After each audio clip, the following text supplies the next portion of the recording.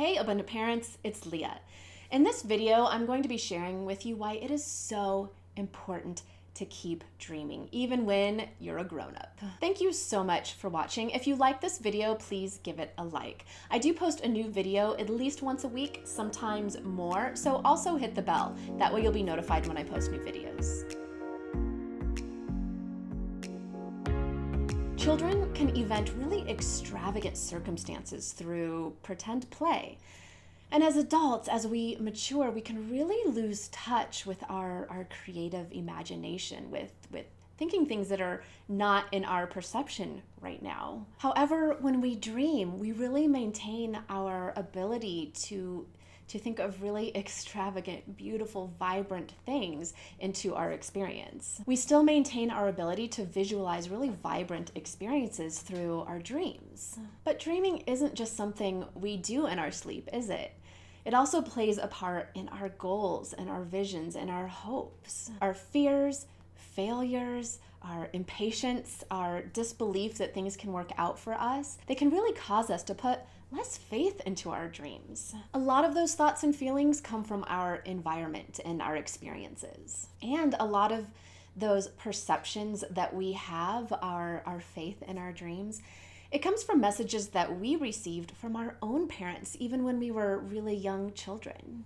These messages also came from our parents through this byway of picking up energetically how they felt about themselves, how they were modeling the type of adult that we would ultimately become just through how they were modeling their life. As a human race, we don't really take an active role in creating our life. To say this in law of attraction terms, we let life happen to us, and we fail to recognize our ability to create our existence.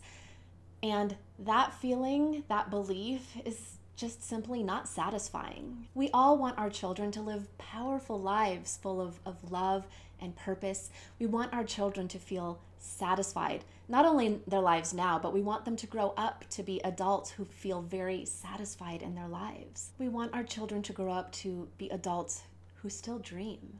The fastest path to teaching your children how to do this and that this is possible is by modeling that you are doing it yourself. That you have all of this beautiful dreaming and this creation of what you want to attract into your life, that you have that in your own life. So share with your kids. You don't need to be perfect in their eyes. And by showing that you are vulnerable, you share with them that it's okay to have feelings and it's okay to have struggles and it's okay to be trying to improve yourself. Share with your kids when you're working hard and when you're working towards something and when you're having fears and failures.